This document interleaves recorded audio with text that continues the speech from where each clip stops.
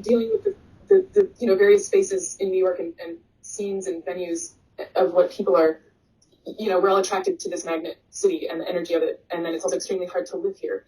And so I think it's this two-part thing of,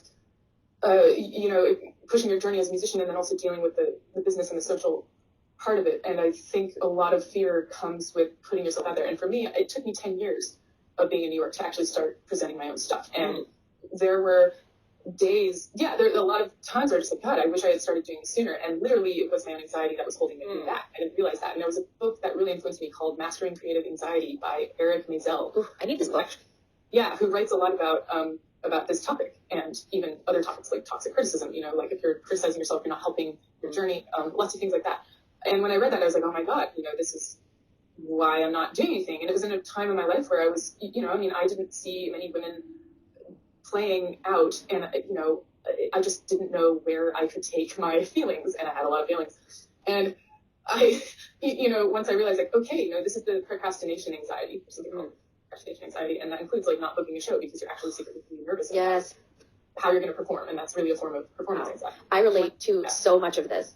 It's so easy to tell myself the reason that I'm not booking a show is because X, is because Y, because it's hard and blah, blah, blah, blah. But at the end of the day, it's really my own self getting in the way, because luckily we do live in a place where, I'm not saying it's not hard, but it's definitely possible to go play stuff for people. Yeah. I think that is the hardest thing is to contend with what success looks like, because that's actually more difficult than failing.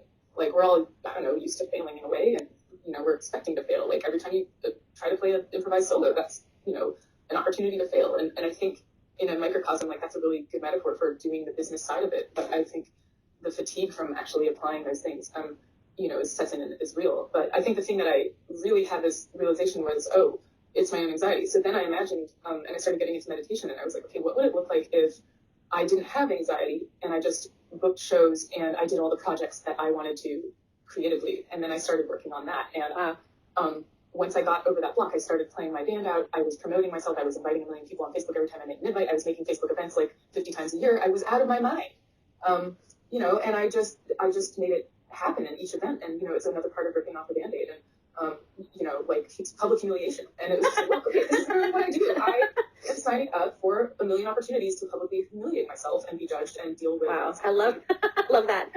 Yeah, and so I was like, okay, so this is my obstacle. And, I slowly realized it's my obstacle. And that's how that started coming about. And then I think the more I got dialed into the hustling working world and realizing my role was to organize people, and that, Sheryl Sandberg, this Facebook CEO, wrote that book in 2006, I think, and her tagline was, that men are automatically assumed to have potential and women have to show all of what they can do before people think they have the ability. Yep. And that's why I did 1 million bands and led the Larceny Chamber Orchestra. I arranged for it. I did an annual tribute to Portishead every year. I transcribed the whole orchestral live album. I would organize 30 musicians a year at LPR, and it was all to just be like, hey, motherfuckers, I can orchestrate, arrange, and music direct, hire me. And, still haven't been hired for that. But, I did that for 5 years, and it was 6 months of work for one show. And, we pay our dues with this free labor, and, people can feel, what's the word, like, disheartened if, it doesn't mean gigs happen. But I think, what's clear is that when you exhibit in New York, it means a lot to the rest of the world.